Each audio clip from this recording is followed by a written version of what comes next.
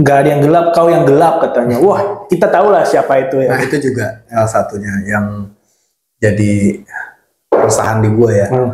Gue melihat pejabat sekarang ceplos-ceplosnya tuh ceplos-ceplos asal enaknya aja. Asal jeplak lah. Asal jeplak aja gitu.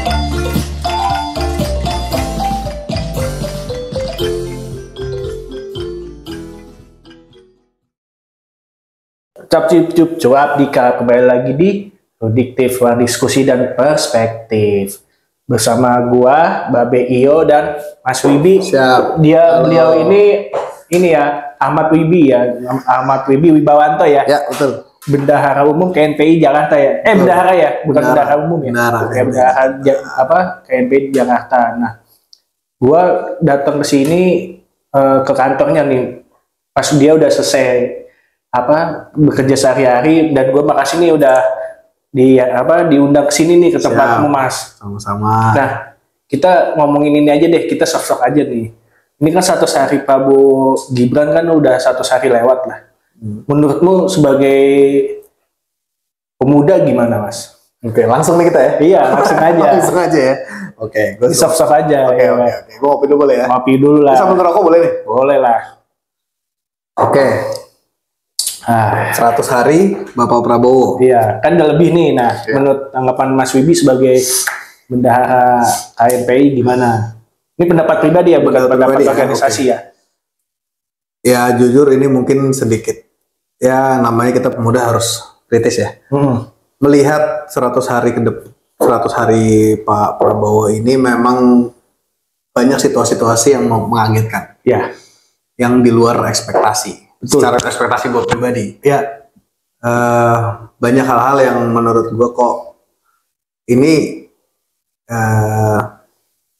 arahnya mau kemana ya gitu. Cuman kalau misalkan bicara mengenai programnya, yang menurut gue kayaknya memang belum sampai pada janji kampanye ya. Mungkin ada yang sudah berjalan makan siang gratis, tapi kita sendiri lihat lah di berita banyak yang penolakan, ada problematika juga. Terus juga ya yang paling ini itu sih yang paling gua banyak sering lihat ya di berita, terutama itu yang memang problematika mengenai makan siang gratis, karena itu kan salah satu program beliau pada saat kampanye. Dan itu sangat digembar-gemborkan pada saat itu. Jadi menurut gue 100 hari ini masih di luar ekspektasi gue secara pribadi. Nah, kalau dari segi kacamata pemuda gimana? Selain MBG ini, misalnya terkait anggaran, ini kan lagi gembar-gembor efisiensi kan. Satu sisi efisiensi, tapi satu sisi para menterinya menambah staf khusus tuh. Nah, itu kan bertolak belakang, apalagi adalah yang dari PCO itu, yang dari yang komunikasi presiden itu bilang loh, ini disebut efisiensi segala macam. Gue sih nggak bisa masuk akal aja sih penjelasan dia. Gue nggak perlu sebut nama lah ya. Nah, menurut Mas Wibi gimana? Menurut gue gini, kalau bicara ini apa dulu, efisiensinya atau masalah pemuda dulu? Pemuda dulu aja. Oke. Kalau pemuda sebenarnya gini, gue meyakini di setiap pemerintahan baru, gue yakin ada suatu peluang untuk para pemuda bisa maju. Gue meyakini itu, sangat-sangat meyakini itu. Nah, tinggal bagaimana pemudanya itu sendiri bisa berkolaborasi dengan pemerintah sekarang. Intinya itu kalau soal pemuda. Gue meyakini bahwa gue yakin bahwa pemuda kita di pemerintahan Pak Prabowo ini, gue yakin pasti diberi ruang. Seperti apa, sekarang anggota DPR banyak yang dari anak muda. Betul. Wakil Ketua MPR termuda, Mas Akbar kebetulan Sekretaris KNPI DKI Jakarta. Sekretaris kita. Nah, alhamdulillah beliau sudah dipercaya menjadi Wakil Ketua MPR RI. Terus juga beberapa kepala daerah banyak anak muda. Jadi kalau bicara anak mudanya sendiri, gue meyakini lah, insya Allah kedepannya anak muda makin banyak ruang. Amin. Tinggal bagaimana cara menjalankannya aja kan. Iya. Kembali lagi ke anak-anak muda itu sendiri. Ruangnya sudah dikasih, tinggal menjalankannya bagaimana. Nah, terus yang kedua mengenai efisiensi. Nah, ini salah satu yang gue bilang, ini ada apa sih gitu. Ini arahnya mau kemana. Kalau bicara efisiensi, mungkin dari yang sebelum-sebelumnya pun juga sudah ada lah ya beberapa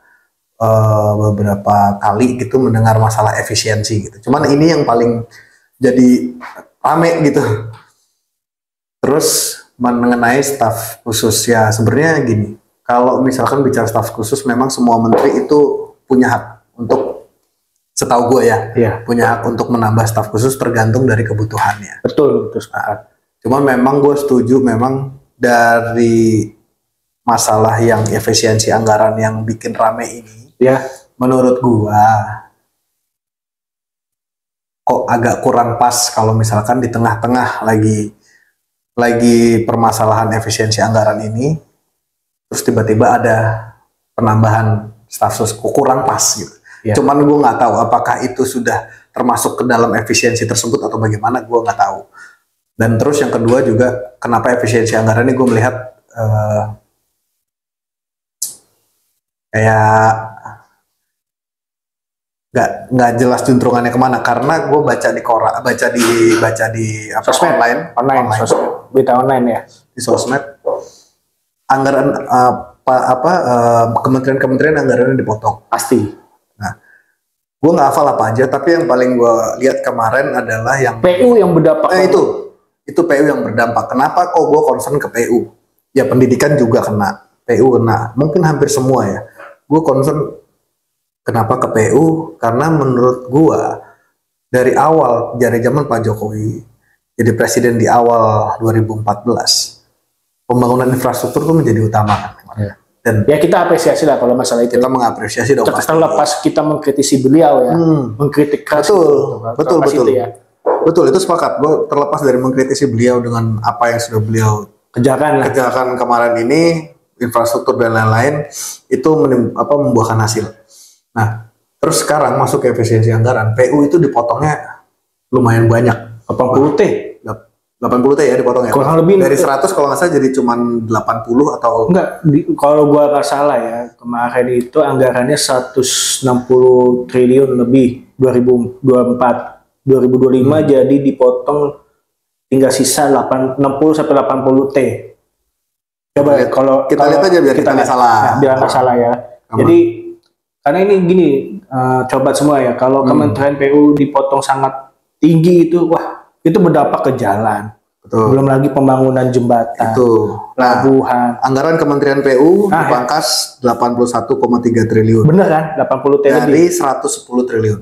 Dari berarti sekitar hampir 20 triliun dipotong. Nah, menurut gua ini Kementerian PU ini kan pengaruhnya banyak ke semua sektor ya. Pasti. Termasuk pendidikan, kesehatan, dan lain-lain. Kalau misalkan ini dipotong sampai dengan hampir 20 triliun, ini sampai sekarang masih belum jelas kelihatannya mau arahnya mau kemana gitu, dengan memotong anggaran sebanyak itu. Kalau yang lain gitu ya, kementerian lain ya mungkin ada pertimbangan sendiri. Tapi kalau PU itu kan itu tadi sektornya banyak. Ketersinggungan sektornya dengan kementerian dengan sektor kementerian yang lain tuh sangat-sangat tinggi gitu. Nah itu menurut gua jadi pertanyaan besar buat gua. Pak ini mau arahnya mau kemana gitu. Efisiensi anggaran ya namanya kita negara maju. Banyak hal-hal yang mungkin negara kita kan juga punya utang. Betul. Utang negara ya, itu kan udah pasti ada. Menurut gua efisiensi anggaran itu memang bukan suatu hal yang nggak wajar, suatu hal yang wajar sebenarnya. Tapi pos-posnya itu tuh ya kurang, tidak terbuka sama sekali ke masyarakat menurut gue gitu. Apa alasannya? Kenapa harus efisiensi? Misalkan kalau misalnya utang negara ya, utang negara ada berapa? Dijelaskan aja kan kita bisa lihat rapat dengar pendapat sama DPR kan, antara DPR dan kementerian, dan kemarin juga banyak anggota DPR yang protes mengenai itu. Gitu sih. Tapi gini, Mas Wibi, Gua kan matiin di sosmed juga kan banyak aktivis-aktivis bahkan warganet. Sebenarnya kita nggak mempermasalahkan efisiensi, tapi masalahnya gini, ngomong efisiensi, tapi wakil menteri bertambah, kementerian bertambah, belum lagi ditambah tetek bengek staf khusus itu. Nah, contoh kayak di Korea Selatan dipotong, Korea Selatan dipotong lembaganya kementerian, belum lagi Vietnam, ya kan, itu kementerian dipotong, terus belum lagi Argentina pemotongan besar-besaran kementerian. Nah, kalau kayak gitu masyarakat paham, Mas. Nah, masalahnya kan yang kita mengkritisi kok satu sisi mereka ngomongin efisiensi. Contoh kemarin deh, yang pelantikan gubernur, kepala daerah, gubernur, wakil gubernur, bupati, wali kota, wakil wali kota, wakil bupati itu, wakil gubernur juga. Tendanya mahal, belum lagi lampunya itu dia bilang menunjukkan efisiensi gitu. Kadang-kadang kan masalahnya nggak satu sisi ngomong efisiensi tapi satu sisi jadi kayak pemborosan anggaran. Belum lagi kemarin pertemuan Pimret lah, pemimpin federasi. Netizen malah mempermasalahkan air mineral yang harganya satunya tuh 27.000. Ada kan bisa air mineral satunya tuh bisa yang cuma 5.000, 6.000 gitu. Itu aja udah. Nah itu makanya gue sampaikan tadi, gue nyampein tadi bahwa ini arahnya mau kemana sih Pak? Karena kalau bicara mengenai efisiensi anggaran, tapi apa yang sedang dijalankan sekarang tidak seperti efisiensi. Ya seperti itu ya, kayak kemarin yang kepala daerah se-Indonesia yang dikumpulkan satu ruangan itu kan dananya besar. Besar. Ya. Gue nggak tahu apakah mau membuat tren baru atau bagaimana, nggak ngerti. Nah terus juga ya tadi banyak anggota DPR juga yang protes mengenai efisiensi anggaran gitu, padahal pos-posnya tidak tepat, dan kemarin sempat di hold, dijalanin, di hold, terus habis itu mundur lagi gitu. Jadi betul. 100 hari ini banyak banget kejutan yang nggak tahu juntrungannya kemana gitu. Kalau dari sisi gue yang melihatnya seperti itu. Cuman ya kalau dari gue sih ya mudah-mudahan kemarin suara mahasiswa kemarin bisa jadi koreksi buat pemerintah sekarang ya. Ya kita sih berharapnya idealnya begitu ya. Apalagi kemarin kan terkait isu efisiensi kan masuk di bagian kawan-kawan mahasiswa dan rakyat yang ikut demo kemarin beberapa hari itu kan terkait masalah Indonesia gelap juga kan, yang terkait belum lagi konsensi tambang kampus. Nah itu juga benar tuh, itu kan berhubungan dengan pemuda juga, apalagi mahasiswa pemuda yang dianggap katanya agent of change, agent perubahan. Itu masih relevan nggak seperti saat ini Mas Wibi bilang? Tambang untuk mahasiswa. Iya, tambang untuk kampus, konsensi tambang untuk kampus. Itu kan juga jadi bagian tuntutan mahasiswa atau yang menolak itu. Gitu. Gue kurang setuju ya kalau gue ya, karena banyak hal yang lebih penting dari itu sih menurut gue. Betul. Sekolah gratis. Iya. Masih banyak mohon maaf ya, masih banyak rakyat kita yang masih di bawah garis kemiskinan, dan itu banyak sekali. Maksudnya kenapa nggak di situ gitu fokusnya? Ini kan masalah ini nggak cuman baru hari ini. Ya. Udah dari dulu. Kenapa kok tiba-tiba harus bagi-bagi tambang gitu kan, ada buat. Apalagi mahasiswa ini kan, mereka ini kan ibaratnya mereka tuh benteng utama kita gitu loh, buat kita ini masyarakat bersama mahasiswa untuk bisa bareng-bareng mengkritisi pemerintah. Mahasiswa ini kan dari dulu sebagai benteng utama kita. Jangan juga terus, ya gue nggak tahu ada agenda apa mengenai konsesi itu tiba-tiba kok ke mahasiswa. Menurut gue agak nggak nyambung. Iya. Agak nggak nyambung. Ada. Tapi nggak tahu ini apakah dijalankan atau enggak. Apa masih isu-isu aja atau? Kemarin sih pas tanggal 20 Februari kalau nggak salah, kawan-kawan mahasiswa kan ngasih beberapa tuntutan tuh di via kertas gitu kan. Yang waktu itu yang diambil sama Pak Setio Hadi, Mensesnek, ada Juri Ardiantoro. Mereka minta terkait masalah penolakan konsensi tambang, salah satu tuntutannya kan. Belum lagi terkait tukin untuk dosen apa segala macam. Belum lagi apa ya, kayak macam-macam ya. Maksudnya gue lupa ya, pokoknya pasti banyak tuntutan juga kan. Tapi si konsesinya dimasukin ke tuntutan untuk ditolak gitu. Iya, lama ini terkait perampasan aset. Prabowo dituntut untuk membuat perpu perampasan aset. Tapi kan masalahnya gini, oke, Pak Setio Hadi mendatangi para pendemo. Masalahnya ini gimmick atau enggak? Kalau gimmick ya cuma ngambil. Tapi kan yang dibutuhkan mahasiswa adalah rakyat Indonesia actionnya gitu. Bikin ada perpunya nggak perampasan aset atau enggak? Utukin untuk dosen atau pengajar itu cair apa enggak, kan itu yang dibutuhkan. Masalah dia mengambil ini ya kita mesti dikit mengapresiasi, tapi kan maksudnya nggak cuman sekedar ngambil udah terus nggak ada actionnya gitu loh. Ya, berarti daripada gimmick pengen ada actionnya, iya, pengen ada aksi dari presiden apa nih? Iya, mengenai perampasan aset, terus juga tukin dosen, nah terus juga yang masalah konsesi. Nah, siswa sendiri aja menolak konsesi, Pak. Iya benar. Iya kan, mereka menolak sendiri. Gue yakin mahasiswa ini udah pinter-pinter kok. Iya. Jangan sampai mereka berpikir bahwa lu mau apa, lu mau beli gue gitu. Jangan sampai kayak begitu. Yes, itu jangan makanya ada pemikiran seperti itu. Makanya mahasiswa itu beranggapan kalau itu konsensi tambang dibagi ke kampus adalah menjadi bagian pembungkaman demokrasi bagi kawan-kawan mahasiswa. Dia udah ada seperti itu kan. Udah ada narasi seperti itu. Ya makanya gue melihat juga ya gue baca beberapa media online yang menyampaikan mengenai konsesi tersebut gitu loh. Menurut gue ya di zaman sekarang ini banyak hal yang lebih penting menurut gue untuk bisa dijalankan, diberesin gitu loh. Banyak hal-hal yang lebih penting ya. Tadi kayak gue sampaikan, masih banyak masyarakat kita di bawah garis kemiskinan.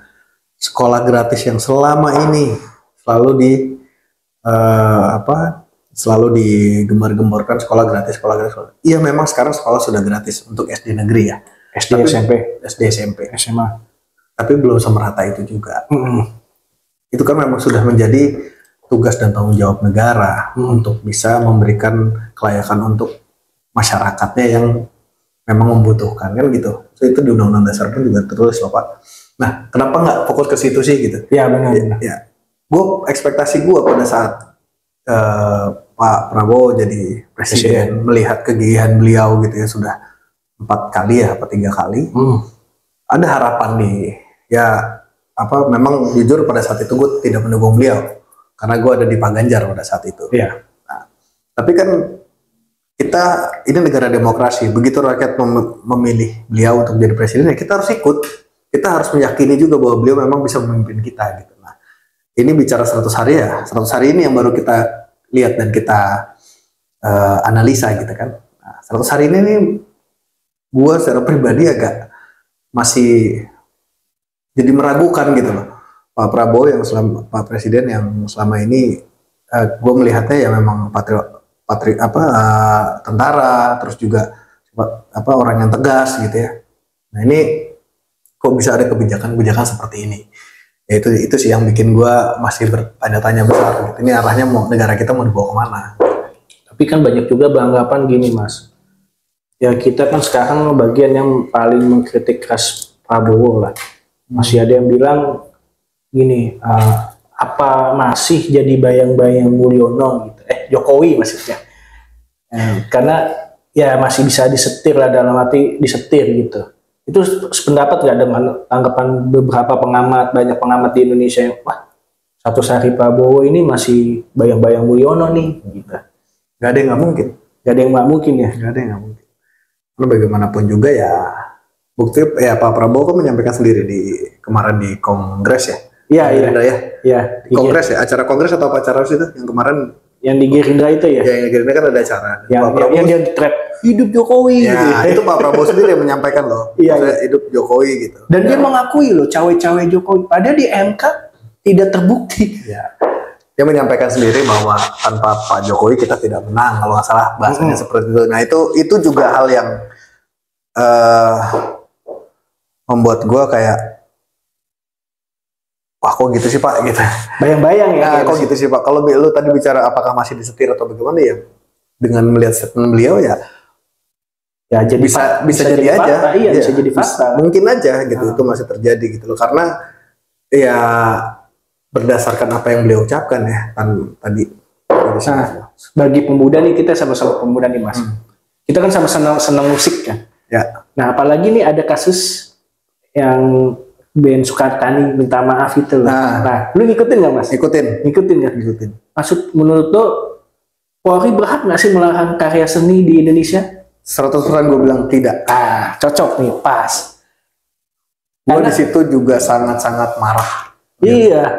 Maksud gue itu adalah kritik. Dan liriknya sesuai fakta. Betul. Betul. Tapi itu kan oknum. Ya, maksud gue gini. Kalau memang, gue yakin tidak semua polisi, Pak. Betul. Gue meyakini itu, 100% gue meyakini itu. Itu kan kritikan. Justru melihat ada masyarakat yang menyampaikan aspirasi seperti itu, harusnya Polri langsung koreksi internal. Iya. Kenapa ada yang kayak gini? Bukannya malah minta tuntut klarifikasi. Betul. Itu kan? Kenapa nggak Polri langsung, Pak Kapolri sebagai pemegang tongkat tertinggi di kepolisian langsung memerintahkan mungkin apa propam atau apa untuk bisa cek semua anggotanya, apa ini kenapa masih kok bisa terjadi seperti ini sampai ada masyarakat menyampaikan aspirasi sampai begini gitu. Jadi menurut gue kemarin kejadian Mas Sukatani itu yang gue tahu, gue emang tidak dengerin lagunya. Gue grup band Sukatani gue baru tahu setelah kejadian ini. Iya. Tapi gue suka musik punk. Memang gue suka musik punk. Ini kan udah band yang sekarang ini ya. Gue memang nggak ngikutin update-nya. Nah, setelah gue baca lagi, memang band Sukatani ini setahu yang gue baca itu tidak pernah buka topeng loh. Nggak pernah buka topeng. Tiba-tiba begitu ada kejadian ini dia harus buka topeng, dia harus klarifikasi, dan gue lihat videonya dia baca, Pak. Dia baca teks gini. Iya. Nggak mungkin ketahuan. Ya, nggak mungkin dia dengan gue bisa dengan segenap hati mengakui klarifikasi segala macam itu. Menurut gue kok gue melihat ada tekanan di situ. Gue di situ kayak wah ini kok gini sih gitu. Maksudnya ini ada kritikan ke sebuah lembaga. Kenapa nggak lembaganya terus koreksi apakah benar kritikannya dia gitu kan? Karena kita dilindungi oleh hukum Pak untuk beraspirasi. Mungkin menurut gue yang lebih kasar dari Sukatani banyak loh. Banyak banget. Ya cuman mungkin karena Sukatani yang berani untuk muncul di apa pentas panggung-panggung gitu, dia membawakan lagu itu, mungkin cuma dia atau yang lain ada teman kita nggak tahu. Tapi menurut gue kemarin gue jujur tidak setuju sama sekali, dan tapi satu sisi gue mencoba objektif, gue meyakini tidak semua polisi seperti itu. Tidak semua polisi, ada beberapa teman-teman gue yang polisi juga tidak seperti itu gitu. Nah kalau ini kan bicara oknum ya, ini kan bicara masyarakat yang merasakan langsung keresahannya, ya udah dia sampaikan ke lagu. Itu banyak kok dari zaman Bang Iwan Fals juga udah menyajikan mengenai keresahan dengan bagaimana masyarakat resah dengan pemerintah dan yang berulah itu lagi adalah Polda Jateng. Ya kan, apalagi kasus Gama belum selesai, muncul lagi kasus Sukatani, dan katanya bilang Polda Jateng bilang ada 4-6 polisi yang ditanyain sama Propam. Sekarang masalahnya 4-6 polisi itu enggak dimunculkan di publik gitu, siapa aja. Ya kita kan publik, warganet juga nggak percaya dong. Terus tau nggak lucunya apa? Sekarang Sukatani diminta Pak Kapolri untuk jadi Duta Polri. Ya itu kan plot twist banget kan. Ya kan begitu. Maksudku apa ya?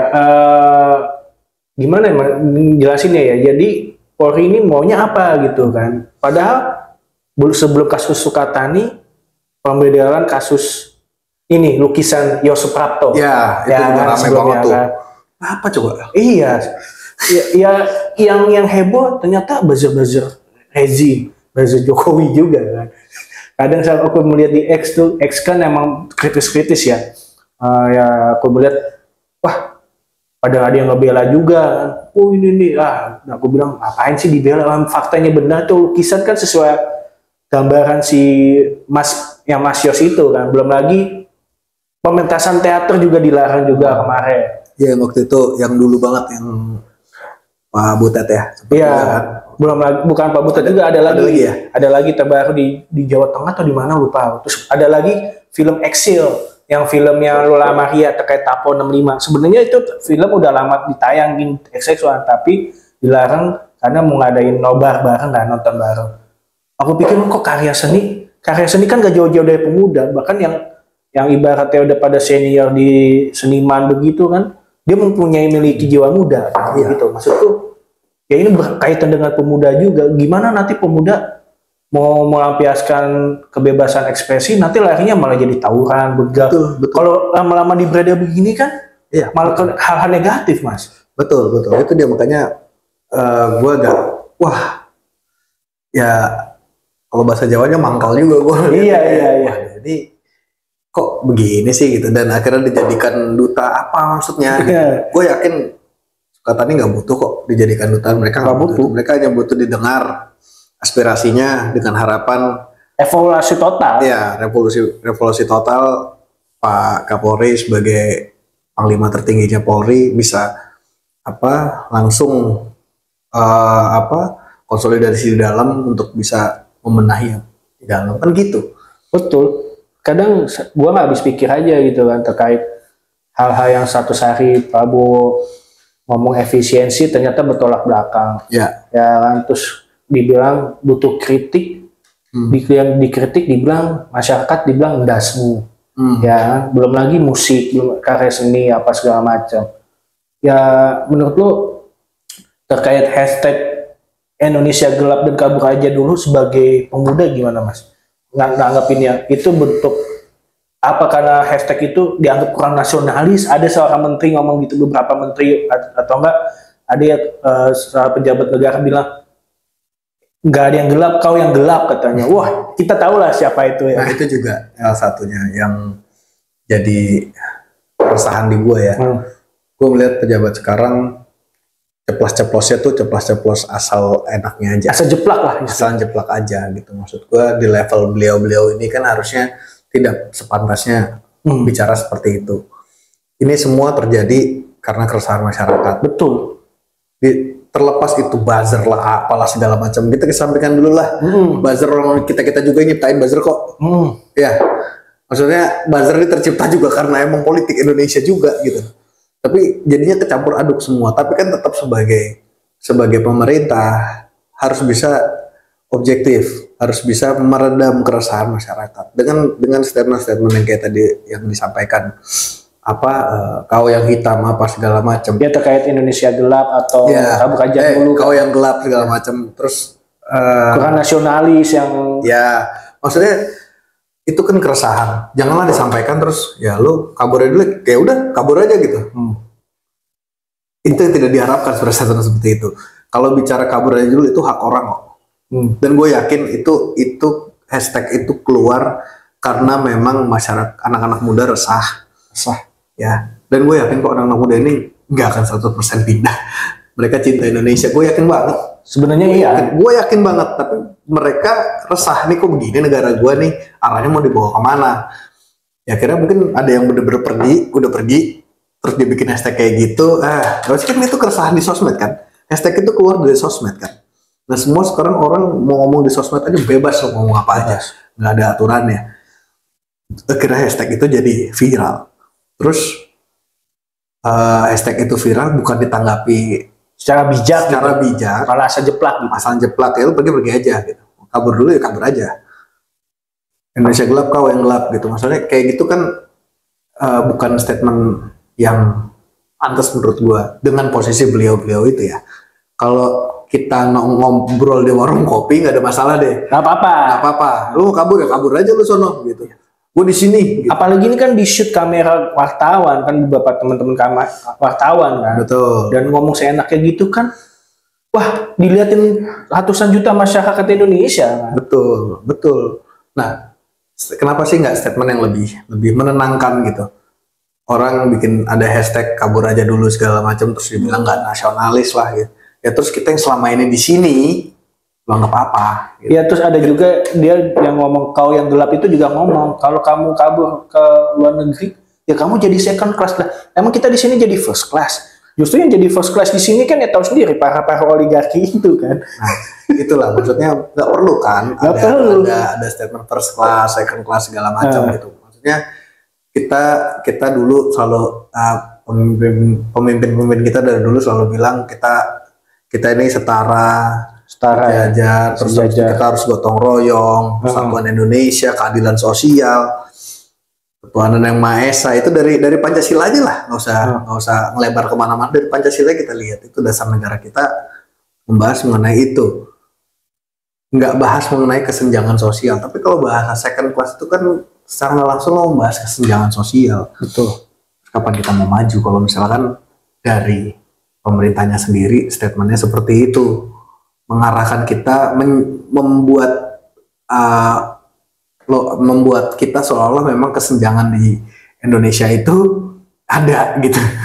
Ya kan, walaupun memang bener ada ya, maksudnya bener ada ya, ada kesenjangan ekonomi itu ada, dan sosial ada, tapi kan secara di lapangannya nggak semua orang juga gitu. Ya banyak kok yang orang kaya membantu orang yang kurang mampu segala macam, itu banyak terjadi, itu memang udah budaya kita gitu.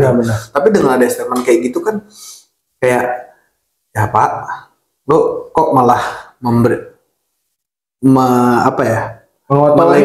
melegitimasi bahwa adanya kesenjangan sosial. Kalau luar negeri lo jadi second class. Bukti ya, gue juga kemarin lihat tuh di video TikTok ada orang ngupload video, gue nggak tahu dia siapa, tapi dia tinggal di New York atau di LA gitu. Dia sampai marah-marah tuh di TikTok bahwa menyampaikan komentarin soal bahasa second class itu. Dia marah-marah, saya di sini kerja Pak segala macam. Saya tahu itu FYP ya. Saya mau dapatkan semua ini, saya bisa hidup nyaman di, nggak ada second class di sini. Apa maksudnya? Maksudnya jadinya kan kayak begitu gitu lah.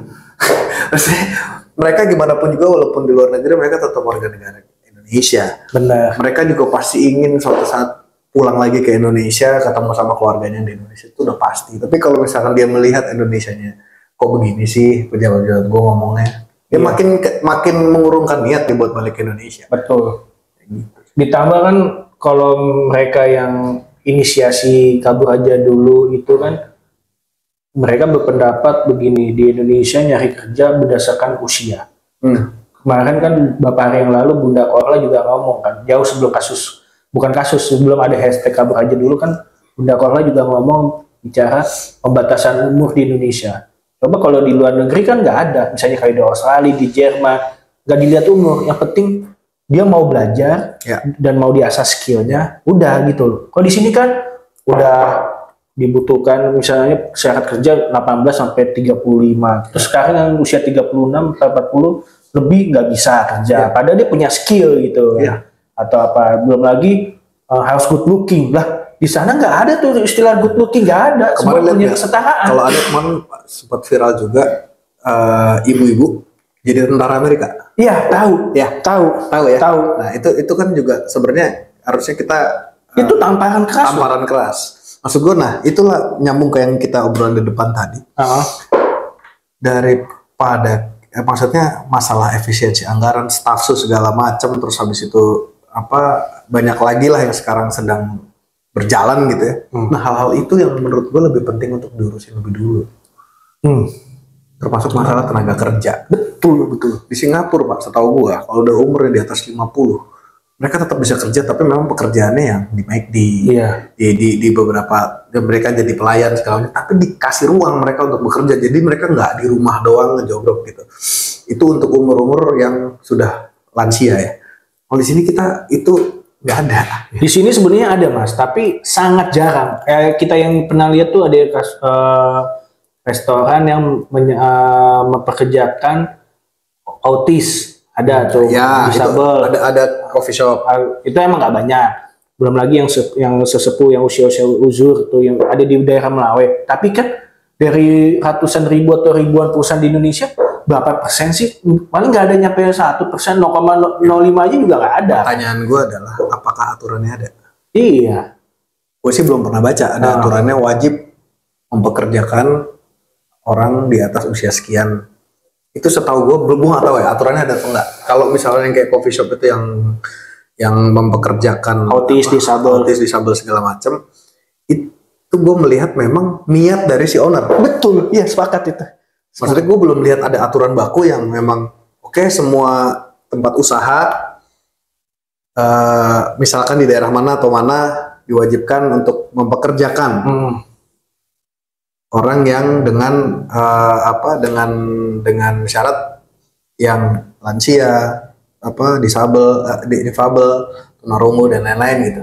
Itu sih gue nggak tahu, tapi gue belum pernah tahu ada aturan itu atau undang-undang yang menyebutkan itu.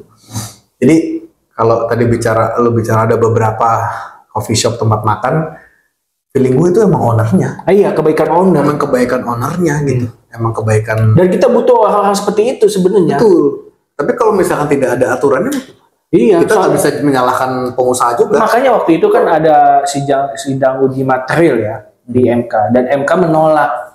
Dan menolak biar nggak ada pembatasan usia kerja, ditolak sama. Nah, di situ kita itu jadi kayak, loh MK gimana gitu kan? Ya padahal kan namanya setiap orang kan berhak bekerja. Oh, sama satu lagi Gojek. Gue pernah soalnya naik Gojek, yang bawa Gojek kalau nggak salah nggak habis. Tunarungu iya. Apa? Iya, tunarungu Pak. Itu banyak Gojek sama Grab emang ini kan. Maksud gua adalah gak usah lah, maksudnya di kayak kita ini kan, apalagi kita masih pemuda ya, masih muda gitu kan. Nggak perlu lah ada pembatasan usia kerja sebenarnya. Penting bagaimana dia punya skill, mau belajar, biar biar nggak banyak pengangguran gitu loh. Iya, betul.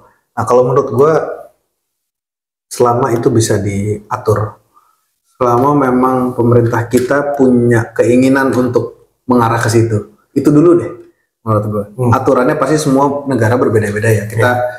Ya gue mencoba objektif, kita juga tidak bisa memaksakan kita seperti Singapura atau kita seperti negara lain gitu.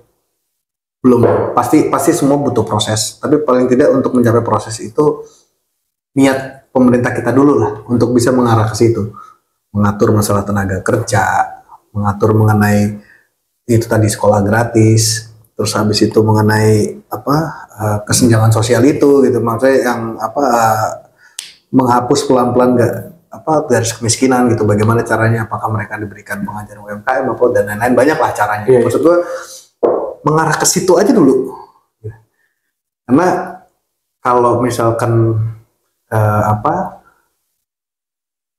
kita mau nyamain sama negara lain kan nggak bisa kita apple to apple juga. Betul. Ya gitu sih menurut gue ya. Harapan gue sih pemerintah sekarang bisa lebih first thing firstnya mana yang emang bener-bener harus diberapiin. Siap, betul. Mas, pertanyaan terakhir nih sebelum penutup. Sebagai bendahara KNPI Jakarta kan, harapan lo untuk pemuda-pemudi lah di Jakarta ini apa ya, untuk supaya ikut membangun Jakarta, apalagi makin maraknya pesimisme lah, terkait pesimisme terkait isu-isu sosial dan politik yang berkembang di Indonesia ini, apa yang menjadi semangat untuk pemuda lah yang bagian nonton Cuap Dikap ini? Mungkin pesan buat teman-teman pemuda ya. Pertama, tetap kritis. Yang kedua, jangan pernah, menurut gue bukan jangan pernah, tapi jangan tidak melek politik. Ya. Karena bagaimanapun juga, apa yang sedang kita jalankan sekarang itu terbentuk dari sistem politik. Betul. Memang politik ini nggak selamanya baik, nggak selamanya berjalan lancar. Tapi faktanya tanpa politik, tanpa keputusan politik, apa yang sedang kita jalankan ini bisa tidak sesuai dengan yang kita inginkan. Jadi pertama tetap kritis, kedua jangan buta politik, dan yang terakhir tetap bersatu ya. Dalam artian dengan perbedaan kepentingan, pastinya anak muda kan mau, apalagi sekarang udah zaman yang digital ya, udah startup di mana-mana segala macam. Terus dengan gaya anak-anak muda sekarang yang mungkin beda dengan anak muda dulu. Sekarang mereka lebih memilih untuk bebas, lebih memilih untuk bisa kerja di mana-mana, lebih banyak memilih untuk bicara apa adanya. Nah ini anak muda sekarang nih, kalau gue perhatiin yang Gen Z sekarang itu bicara apa adanya, itu bagus. Menurut gue itu bagus memang buat gue ngeliatnya kayak, lu berani banget ngomong kayak gitu. Tapi justru itu adalah modal yang bagus untuk dia bisa kritis gitu. Jadi tetap kritis, tetap jangan sampai buta politik dan tetap satu. Gitu. Siap, Itu menurut gua. mantap nih Mas.